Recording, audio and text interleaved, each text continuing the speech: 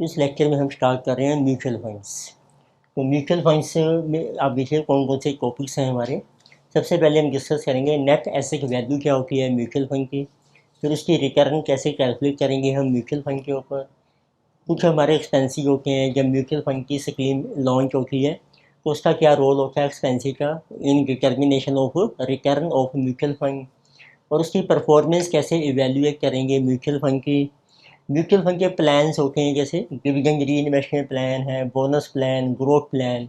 उन सब प्लान्स में रिटर्न कैसे कैलकुलेट होगी इन्वेस्टर की वो भी हम डिस्कस करेंगे। ये हमारे डिफरेंट टॉपिक्स हैं। तो आज का हमारा जो मेन टॉपिक है वो है एन एंड रिटर्न। तो एन कैसे डिटर्मिन होगी और रिटर्न कैसे डिटर्मिन होगी म्यूचुअल फंड के ऊपर। तो पहले देखते हैं म्यूचुअल फंड होता क्या है। तो what is a mutual fund. तो जैसे हमने पोर्टफोलियो में किया था, इन्वेस्टर है, investor wants to invest suppose funds in a portfolio. Investor अपना एक पोर्टफोलियो बनाता है, उसमें वो अपने फंड्स इन्वेस्ट करता है। सपोज चलो उसने अपना पोर्टफोलियो बनाया है, उसमें कुछ सिक्योरिटीज़ है हमारी Reliance, Hindustan Unilever limited and Colgate. और इन्वेस्टर ने मनी इन्वेस्ट किया है, ये आपको दिया है रुपीज़ में। तो आपने इन्वेस्टमेंट की है रिलायंस में 40,000 रुपीज़, हिंदुस्तान यूनिलीवर में 30,000 और कोलगेट में 30,000। तो इस तरीके से टोटल इन्वेस्टमेंट आपकी 1 लाख रुपये की इन्वेस्ट हो गई। अब जो इन्वेस्टर ने अपना पोर्टफोलियो बनाया है पर इसमें देखो लिमिटेशन क्या है इन्वेस्टर के पोर्टफोलियो की। मीन्स क्या क्या ड्रॉबैक्स हैं हमारे। तो पहला ड्रॉबैक तो ये है, जैसे इन्वेस्टर जो है सिंगल पर्सन है, उसके फंड्स लिमिटेड हैं। तो फर्स्ट ड्रॉबैक ये जो funds are limited.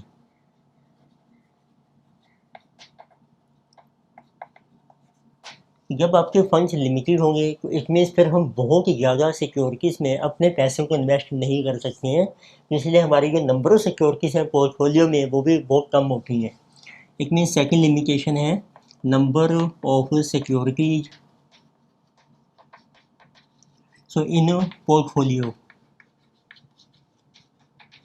So are less, ये भी हमारी कम है। तो उसका क्या इफेक्ट होगा। अब देखो कितने फंड्स आप इन्वेस्ट कर रहे हो रिलायंस में, हिंदुस्तान में, कोलगेट में, लेकिन इसका वेट निकालें WI वेट। तो इसका वेट बनता है 40.1 लाख 40%, और इसमें है 30% एंड दिस इज आल्सो 30%। तो इसका क्या डिसएडवांटेज है, देखिए एक कंपनी कोई फेल हो जाती है तो आपका रिस्क बहुत ज़्यादा है। It mean number of security are less, it means risk is high. उसका रीजन क्या है, इफ़ तो one company fails, for example जैसे कोलगेट कंपनी या हिंदुस्तान यूनिलीवर आपकी फेल हो जाती है, 30% रिस्क हो जाएगा, हमारी 30% इन्वेस्टमेंट जो है वो जो है फेल हो जाएगी। It means risk will be 30%। तो हम कहते हैं रिस्क हाई है।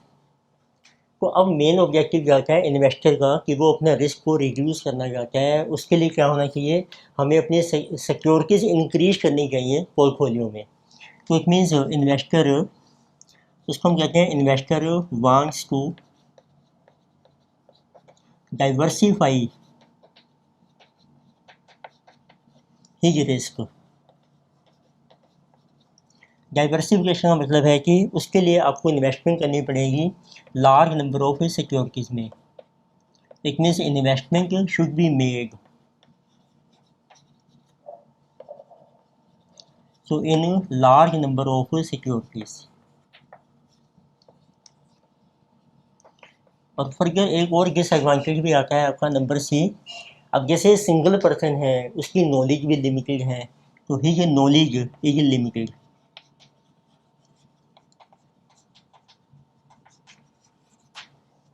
तो इन सभी लिमिटेशंस को रिमूव करने के लिए हमने एक म्यूचुअल फंड ऑर्गेनाइजेशन स्टार्ट की। तो अब देखें वो कैसे फंक्शन करती है। It means to reduce risk and to collect so our huge funds। जैसे आपने देखा सिंगल इन्वेस्टर के फंड्स लिमिटेड हैं, ठीक है, और उसका जो रिस्क है वो ज़्यादा है, उसको हमने रिड्यूस करने के लिए और कलेक्ट ज़्यादा फंड्स के लिए व्हाट हैपन कि स्मॉल इन्वेस्टर्स जो छोटे छोटे इन्वेस्टर्स है वो they came together, small investors came together and, और उन्होंने एक अपनी ऑर्गेनाइजेशन बनाई एंड फॉर्म्ड एन ऑर्गेनाइजेशन। तो उसका ऑब्जेक्टिव क्या था, टू कलेक्ट, तो उस ऑर्गेनाइजेशन के बिहाफ पर जितने भी फंड्स थे स्मॉल इन्वेस्टर के वो हमने कलेक्ट किए। To collect means pool, to pool small funds of investors, उनको हमने पूल किया, कंबाइन किया मतलब इन्वेस्टर्स, और उसको फिर हमने इन्वेस्ट किया and invested in a large number of securities.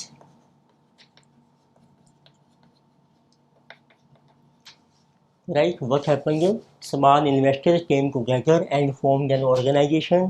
Objective was to collect, means to pool small funds of investors and invested in a large number of securities. अब suppose कर लीजिए आपके 10 इन्वेस्टर्स हैं, वो कंबाइन हो गए, अब ये केम टुगेदर, और हर इन्वेस्टर ने कंट्रीब्यूट किया है ₹1,00,000। तो इस तरीके से 10 इन्वेस्टर के आपको टोटल फंड्स मिले ऑफ ₹10 lakhs,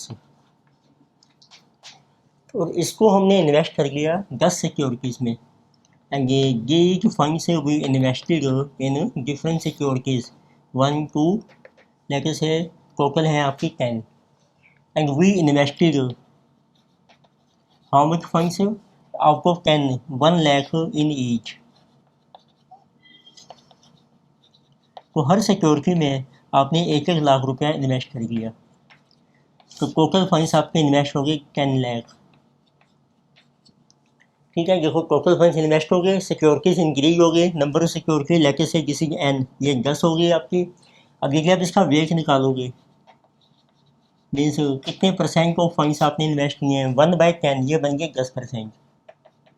हर सिक्योरिटी में 10% फंड्स आपके इन्वेस्ट हो गए, तो इसका वेट आ गया 0.10, 0.10, 0.10। अब देखिए हमने एक कंपनी फेल भी हो जाती है आपकी, कितना रिस्क है आपका 10%। So if one company fails then we say that risk is 10%।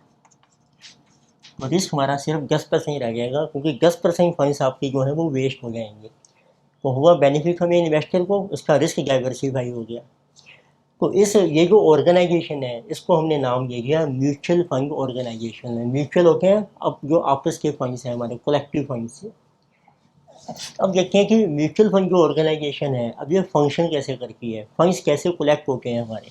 अब इसकी डेफिनेशन भी देख लेते हैं म्यूचुअल फंड की। तो it means now we can say कि म्यूचुअल फंड क्या है। म्यूचुअल फंड, इसको हम शॉर्ट में शो करेंगे MF से। तो इज एन ऑर्गेनाइजेशन, ये एक ऑर्गेनाइजेशन है which collects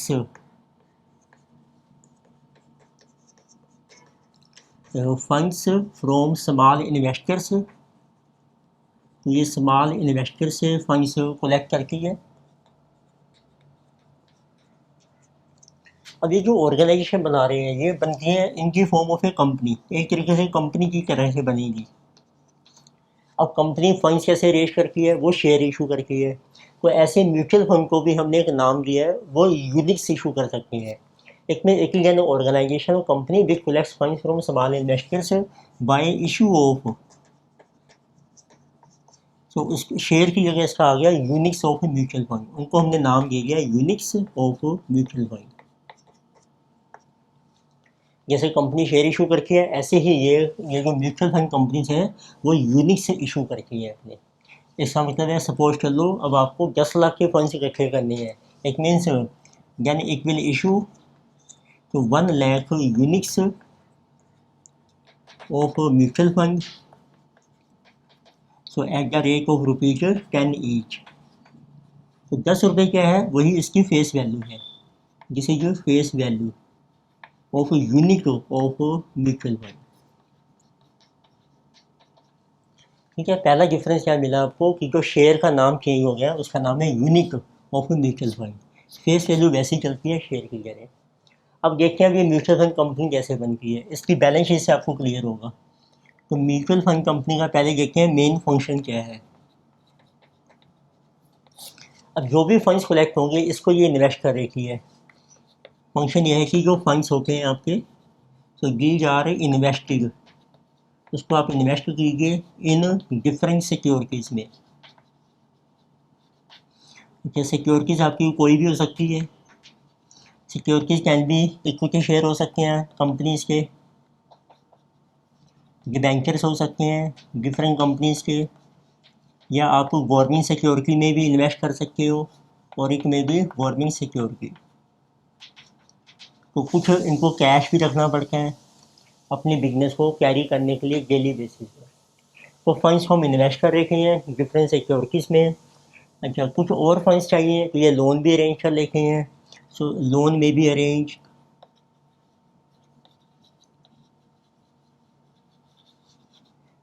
to collect more funds.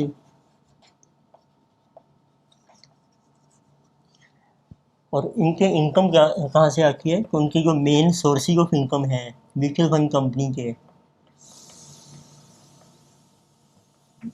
उनको डिबेंचर के ऊपर मिलेगा इंटरेस्ट और शेयर के ऊपर डिविडेंड। तो उनका जो मेन सोर्स है वो है इंटरेस्ट, या आपको मिल रहा है डिविडेंड,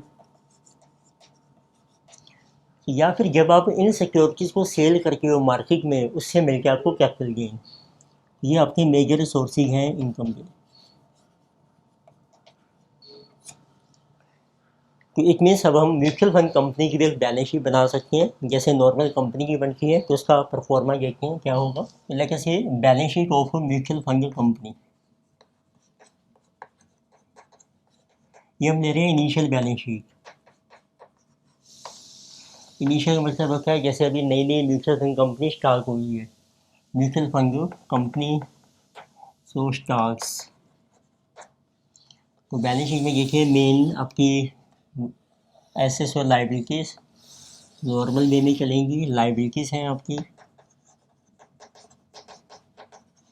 रुपीज़ में और एसेट्स हैं आपके पास रुपीज़ में। तो जैसे कंपनी में शेयर कैपिटल होता है, यहाँ पर होता है यूनिट कैपिटल।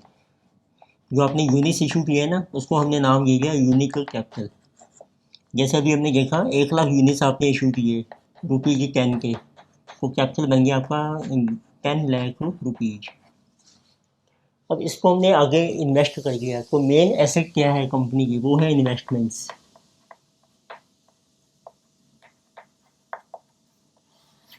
इन्वेस्टमेंट्स आपको दी होंगी, इसको जो 10 लाख में से आपने 9 लाख इन्वेस्ट कर दिया। फिर जो कंपनी अपने यूनिट्स इशू करती है कई बार उसके इशू एक्सपेंसेस होते हैं, वो भी आप शो कर सकती हैं बता रहे इशू एक्सपेंसेस। जैसे जस्ट लाइक प्रीलिमिनरी एक्सपेंसेस, जैसे कंपनीज में प्रीलिमिनरी एक्सपेंसेस होते हैं। सपोज आपके 50,000 के एक्सपेंसेस हो गए, बैलेंस रह गया आपके पास कैश है तो बैंक,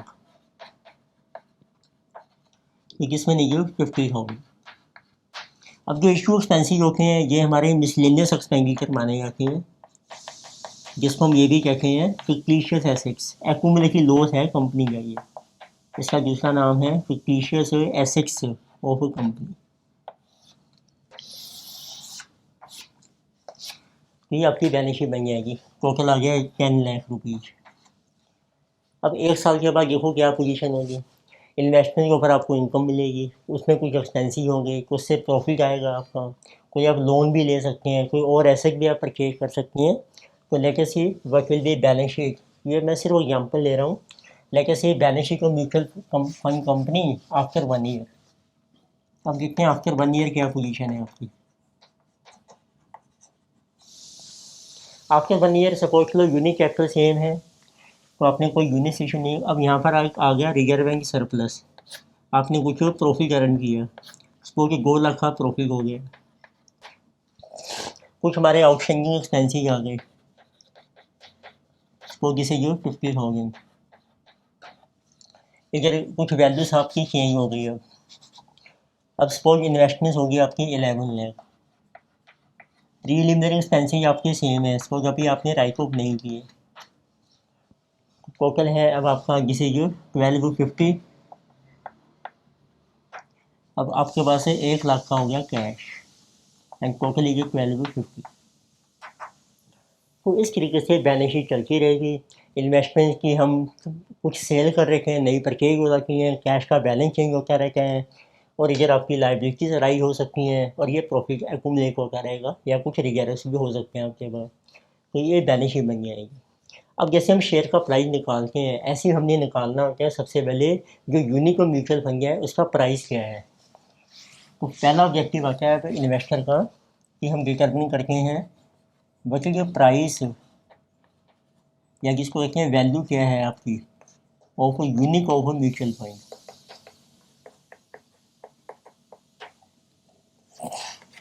म्यूचुअल फंड का जो प्राइस होता है ना वो उसकी बैलेंस शीट से ही डिटर्मिन होता है। तो उस प्राइस को हम कहते हैं नेट एसेट वैल्यू। बाकी जो नेट एसेट वैल्यू है इसका नाम है NAV, NAV of unique of mutual fund. तो फार्मूला क्या है देखो एनएवी का, एनएवी का ये फार्मूला है। तो आपको लिखना है बता net assets of mutual fund company which are available for, जैसे कंपनी के इसमें हम शेयर कैपिटल होता है और जो पर्सन है उसको कहते हैं शेयर होल्डर, यहाँ पर हम कहते हैं यूनिक होल्डर। जो इन्वेस्टर है उसका नाम है यूनिक होल्डर। तो बता net assets of mutual fund company for unique holder, उसको आप डिवाइड कर लीजिए। नंबर ऑफ यूनिट्स कितने हैं म्यूचुअल फंड के, number of units of mutual fund. अब नेट एसेट्स की डेफिनेशन क्या है, आपकी हर तरह के एसेट्स हैं, इन्वेस्टमेंट्स हैं, फिक्स्ड एसेट्स हैं, करंट एसेट्स हैं आपकी। कितनी भी के एक इन्वेस्टमेंट हमारी मेन एसेट है, प्लस फिक्स्ड एसेट्स हैं, करंट एसेट्स हैं, माइनर करंट लाइबिलिटीज़ हैं, लोन्स हैं आपके। फिक्टिशियस एसेट्स हम कंसीडर नहीं करके इसमें, और डिवाइड कर दो नंबर ऑफ यूनिट्स है जितनी भी हैं आपके म्यूचुअल फंड के। एंड किसी आल्सो इक्वल टू, यदि आप लाइबिलिटी साइड से स्टार्ट करके हैं यानी net assets are also equal to, तो इसकी दूसरी डेफिनेशन ये है यूनिक कैपिटल कितना है आपका,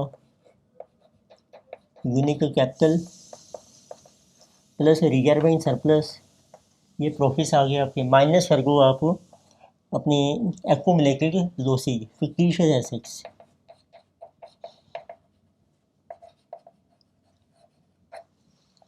ठीक है, देखो ये नेट एसेट्स आ जाएंगे, ये फ्रॉम लाइबिलिटी साइड से आ रही है, ये एसेट साइड से आ रही है।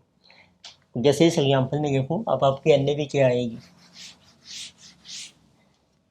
For example NAV net assets है देखो 12.5 लाख, उसमें से इशू एक्सपेंसिव इग्नोर कर दो, इन्वेस्टमेंट है आपकी 11 लाख की, तरह से कैश एट बैंक 1 लाख है, माइनस लाइबिलिटीज है हमारी 50,000 की। ठीक है, फिक्टिशियस एसेट्स आपने नहीं लेनी, लाइबिलिटीज आपने सारी माइनस कर लेनी है, नंबर ऑफ यूनिट्स है आपके 1 लाख, तो ये आपकी एनएवी आ गई। जैसे कि 11,50,000 डिवाइडेड बाई 1 लाख, तो किसी 11 रुपये 50 पैसा आपकी एनएवी आ गई। तो ये एनएवी हम हर साल कैलकुलेट कर सकते हैं जैसे जैसे बैलेंस शीट चेंज होती है आपकी। तो वो एनएवी कैलकुलेट हो गई, तो सेकंड अब आपने कैलकुलेट करनी होती है इन्वेस्टर ने, तो इसको रिटर्न कितनी मिल रही है, रिटर्न ऑन म्यूचुअल फंड। इसके लिए रिकॉल करके हैं शेयर के केस में क्या होता था, जैसे आप इक्विटी शेयर परचेज करते हैं, ये जीरो पीरियड है आपका, जिसे टाइम पीरियड 1, जीरो में आपने शेयर परचेज किया था वो था P0 प्राइस था, परचेज प्राइस। आफ्टर 1 ईयर आपको डिविडेंड इनकम मिलती है और शेयर का प्राइस है P1। तो हमने रिटर्न का ये फार्मूला अप्लाई किया था इक्विटी में, डिविडेंड से कितनी इनकम आ रही है आपको प्लस कैपिटल गेन कितना हो रहा है P1 minus P0 upon P0, इनको 100 कर दीजिए, परसेंटेज आ जाएगी। इसमें ये डिविडेंड की रिटर्न है आपकी, आप अलग अलग भी कर सकते हो, देखो dividend upon price plus P1 minus P0 upon P0 इनको 100, उसको कहते हैं डिविडेंड्स की कितनी यील्ड है और ये हमारी कैपिटल गेन होता है। इसका नाम है देखो dividend yield and this is your capital gain.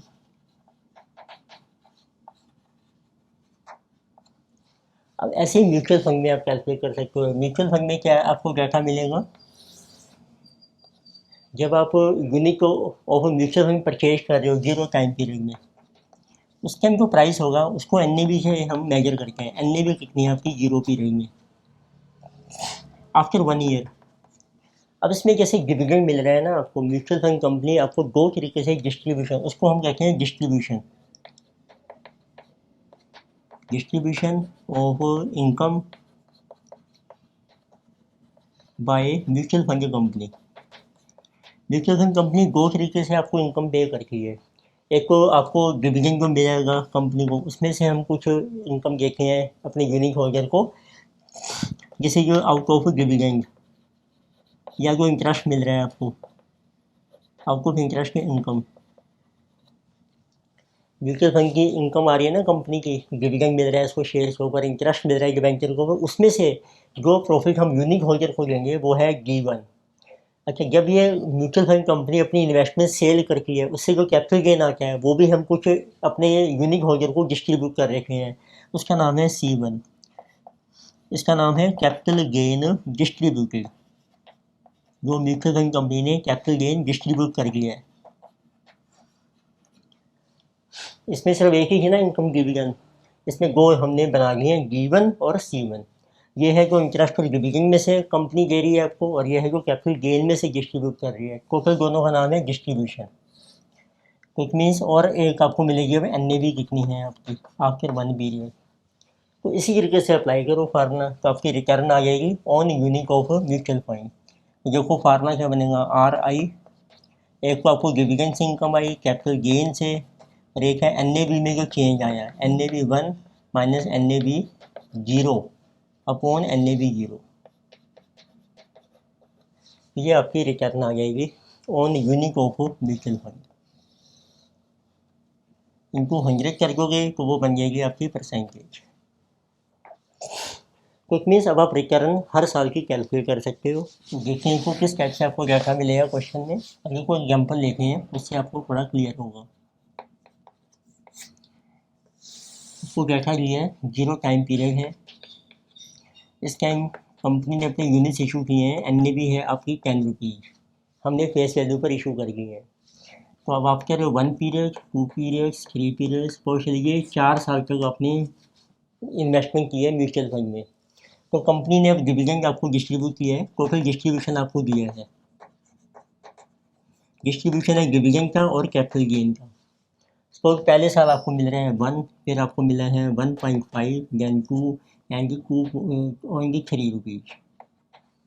फिर आपको NAV दी है ऑफ डिफरेंट टाइम पीरियड की। पहले साल में आपकी NAV हो जाती है suppose 11, then it becomes 12, then becomes 14 and then it is 15।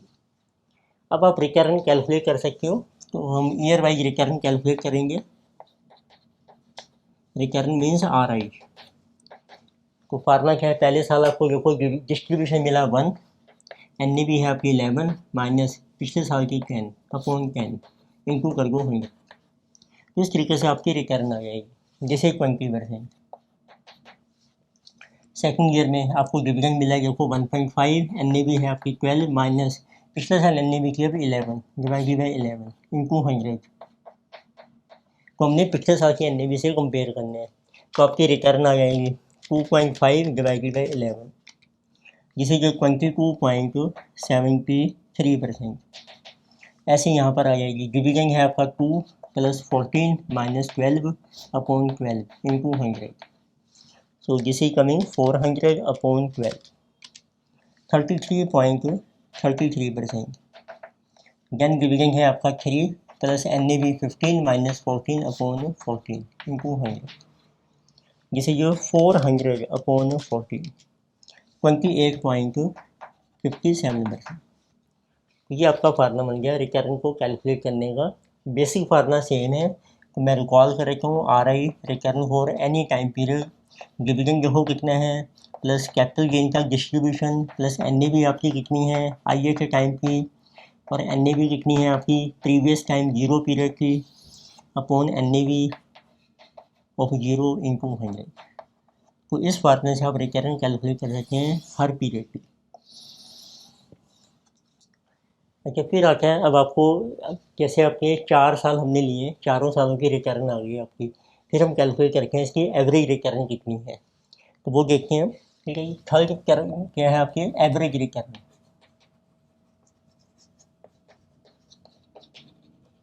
On mutual fund. अब इसमें 3 मेथड हैं एवरेज रिटर्न को निकालने के। एक तो होता है आपका सिंपल एवरेज,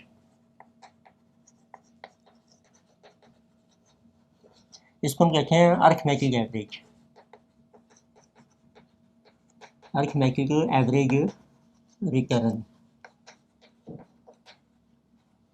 ठीक है, इसका एक सिंपल फार्मूला क्या बनेगा, तो हम लिखे हैं एवरेज रिटर्न आर बार भी लिख सकते हैं, समेशन करके different return for different time period. ये रिटर्न आ गई आपकी, इनका टोटल कर दूँगा 20 plus 22.73 plus 33.33 plus 28.57 divided by 4, जिसे कहा गया average return. So 42.73 plus 33.33 plus 28.57, जिसे 104.63 डिवाइडेड बाई 4।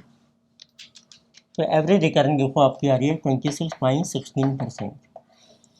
ये सबसे पहला फॉर्मूला है आपका सिंपल या arithmetic average return.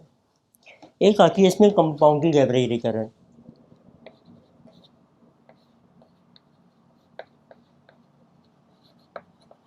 Compounded average return, इसको हम ये भी कहते हैं mathematically geometric average, geometric average return. इसमें ना हम टाइम फैक्टर को कंसीडर करते हैं, जैसे 4 साल का टाइम है, इसमें एक ही जो पहले साल इनकम आई वो री इन्वेस्ट भी हो जाती है। कंपाउंडिंग का मतलब होता है कि इनकम आपकी री इन्वेस्ट हो रही है। तो री इन्वेस्ट का मतलब है टाइम पीरियड भी हमारा अब मैटर करते हैं, टाइम मैटर्स। तो इसका दूसरा नाम है, इसको कहते हैं time weighted rate of return, time weighted rate of return. Short में इसका नाम चलता है TWROR, time weighted rate of return.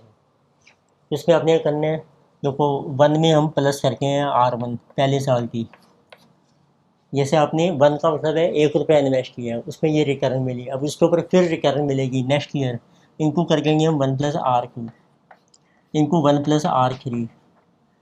तो जितने नंबर ऑफ पीरियड्स हैं इनको करके जाओ 1 plus RN, it is equal to 1 plus average return आपको मिसिंग है for N number of years. तो इसको अभी हिट एंड ट्राई से सॉल्व करते हैं। तो N आपको दिया है जितने भी नंबर ऑफ ईयर्स हैं, तो ये R जो आएगा ना ये आपका मिसिंग है एवरेज रिटर्न। इसमें जो 1 प्लस R हम कर रहे हैं 1 रुपये में रिटर्न ऐड करके, इसका दूसरा नाम है, इसको कहते हैं वेल्थ रेशो। इसका मतलब ये है कि 1 रुपये में जब आप रिटर्न ऐड करोगे वो 1 रुपये की वैल्यू आ जाएगी आफ्टर 1 ईयर, जिसको वेल्थ की वैल्यू भी कहते हैं। तो इसको वैसे भी शो करते हैं, वेल्थ रेशो है फर्स्ट ईयर की इनको wealth ratio of second year, wealth ratio of third year, wealth ratio of जितने भी ईयर्स हैं आपके, इनको wealth ratio of N number of year is equal to 1 plus R raise to power N। तो करते हैं इसी क्वेश्चन को, देखो कैसे हम कैलकुलेट करेंगे अब कंपाउंडिंग एवरेज रिटर्न। तो देखिए ज्योमेट्रिक एवरेज रिटर्न कैसे कैलकुलेट होगी हमारी, ज्योमेट्रिक एवरेज रिटर्न, जिसका फार्मूला ये बन गया 1 प्लस एवरेज रिटर्न कितने हैं ईयर्स 4, तो 1 प्लस R कर दो 1 प्लस 20%, ये बन गया 1.20 इंटू 1.2273 इंटू 1.3333 इंटू 1.2857, ये सारे मल्टीप्लाई हो जाएंगे। तो लेके सी 1.2 इंटू 1.2273 इनको 1.3333 इनको 1.2857, इसकी वैल्यू आ रही है देखो 2.5246। 1 plus average return raise to power 4। अब आर मिसिंग है आपका, तो लेट आर हम लिखे हैं, जैसे सिंपल एवरेज आ गई ना आपकी 26%, वहाँ से स्टार्ट कर लो आप 26%, तो लेफ्ट हैंड साइड की वैल्यू आ जाएगी 1.26 रेज टू पावर 4, जैसे 1.26 इंटू 2 जिसे कमिंग 2.5205, देखो इसके बराबर आ गई। ये थोड़ी सी ज़्यादा है तो उसको लेते हैं अब 27% या 28%, चेक कर लेते हैं पहले। तो वैसे कैलकुलेटर पर देखो 1.27 की वैल्यू आ रही है, 4 टाइम्स करके ज़्यादा आ रही है, 1.27 रेज टू पावर 4, जिसे कमिंग 2.6014। तो एक वैल्यू देखो इससे कम आएगी, एक इससे ज़्यादा, इसके बीच में अब आप कर दो इंटरपोलेट, तो इट मीन्स आपकी क्या आएगी एवरेज रिटर्न। फार्मूला क्या होगा इंटरपोलेशन का, लो रिटर्न कितनी है 26, लो रिटर्न पे कितनी वैल्यू है 2.5205, और हमें कितनी चाहिए 2.5246। नीचे क्या आएगा इन दोनों का difference 2.5205 minus 2.6014 into difference in return 26 minus 27 minus 26 1%, ये आपका आंसर आ जाएगा।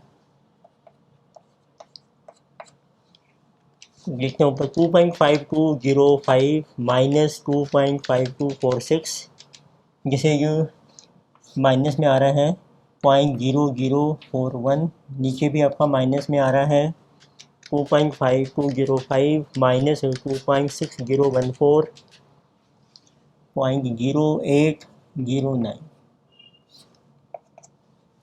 माइनस कैंसिल हो जाएगा 0.041 डिवाइडेड बाय 0.0809, तो एग्जैक्ट आंसर आ रहा है आपका 26.051%। ये आपकी आ गई compounding average rate of return. अब एक आता है थर्ड, हमारा लास्ट है इसमें, वो है आपका IRR। थर्ड टाइप की एवरेज रिटर्न क्या है आपकी, तो third type of average return है, उसको हम कहते हैं इंटरनल रेट ऑफ रिटर्न।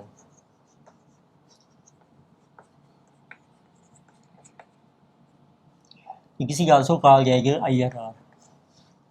इसमें जो हमें डिविडेंड कैश फ्लो रिसीव होता है उसके बेस पर रिटर्न कैलकुलेट करती हैं। इसका बेसिक डेफिनेशन होती है, तो it is get rate of return so at which present value of future cash inflows becomes equal to initial cash outflow।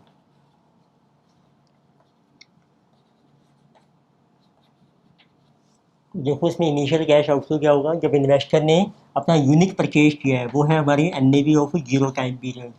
Future के कैश इनफ्लो क्या होंगे, जो आपको डिविडेंड मिलेगा, कैपिटल गेन का डिस्ट्रीब्यूशन, और लास्ट ईयर में जो आपको NAV मिलेगी। तो हम अपना म्यूचुअल फंड का यूनिट सेल कर देंगे लास्ट में, ये हमारे कैश इनफ्लो बन जाएंगे। तो मीन्स आपने जैसे एग्जांपल देखो हमने लिया है, एग्जांपल ले लेते हैं,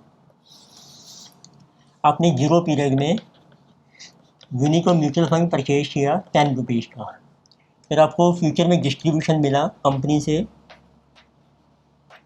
first year, second year, third year, fourth year. Suppose ये था हमारा D+C, जिसे 1, जिसे 2, then 2.5 and then it is 3, और NAV आपकी होगी लास्ट में, सपोज NAV होगी 4 साल के बाद आपकी 10 की जगह होगी आपकी जिसे जो 13 रुपीज़। तो अब आप कैसे कैलकुलेट करोगे रिटर्न, तो आपको एक टेबल ड्रॉ करना है 4 ईयर्स के लिए। तो ईयर इज 1 2 3 4, तो आप लिखिए कैश इनफ्लो आपको कितने मिलेंगे रुपीज़ में। ये हर साल की NAV की ज़रूरत नहीं है आपको, तो यहाँ पे सेल कर लिया हमने अपना यूनिट, टाइम है आपका 4 ईयर, जिसे जो सोल्ड, कितनी से आप 4 साल के होल्ड करोगे ना म्यूचुअल फंड को, तो 4 साल के बाद आप इस प्राइस पे सेल करोगे, तो हर साल आपको डिविडेंड मिल रहा है 1 2 2.5 3 प्लस सेल प्राइस हो गया 13। तो ये आपका कैश इनफ्लो बन गया टोटल हर साल। अब इसकी निकालो present value, so that it is equal to 10। तो कितना था 26% की आपकी एवरेज, तो let us try at 26% PV factor. 1 divided by 1.26, 0.794, 0.63, 0.5, 0.398 multiply करके आपकी टोटल प्राइसिंग वैल्यू आ जाएगी। So like I say how much is total, 1 into 0.794, so 2 into 0.63, 2.5 times 0.5, 16 times 0.398, तो वो टोटल आ रहा है आपका 9.672। हमें चाहिए 10 के ऊपर जो आपने इनिशियल इन्वेस्टमेंट की है, तो स्लाइटली लोअर है, इसको इंक्रीज करना है, इसको और रिड्यूस कर रहे हैं, तो लेट अस ट्राई 24%, डिफरेंस ज़्यादा नहीं है क्योंकि। तो 1 डिवाइडेड बाय 1.24, इसी 0.8065, 0.65, 0.524, 0.423, उसके बेस पर भी आपकी प्राइसिंग वैल्यू आ जाएगी। जिसे 2 times 0.65 plus 0.8065, then 0.524 times 2.5 and 16 times 0.423, total is coming 10.1845। अब आप इंटरप्रेट कर लीजिए IRR की करें इसको, नॉर्मल जो फार्मूला होता है हमारा, देखो फार्मूला ले लेता हूँ मैं। IRR का फार्मूला क्या है आपका, low rate of return plus present value कितनी है आपकी लो रेट के ऊपर, माइनस NAV कितनी है जीरो में, जिसके इक्वल करना है present value at low rate minus present value at high rate into high rate minus low rate, ये आपका आंसर आ जाएगा। इसमें पुट करके देखो वैल्यू सब।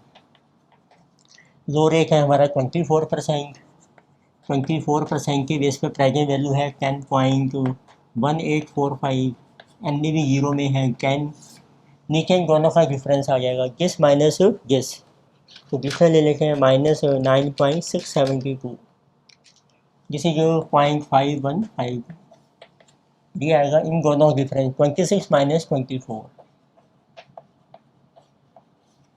तो दिस इज योर आंसर।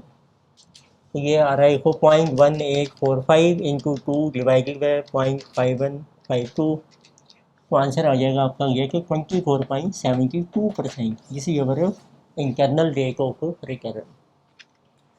तो हमने डिस्कस किया इसमें NAV कैसे डिटरमिन होती है और रिटर्न ऑन म्यूचुअल फंड कैसे डिटरमिन होता है, हर साल की रिटर्न और उसकी एवरेज रिटर्न हम कैसे कैलकुलेट करेंगे। तो नेक्स्ट लेक्चर में मैं आपको डिस्कस करूँगा एग्जाम्पल्स इन दोनों के। Thank you.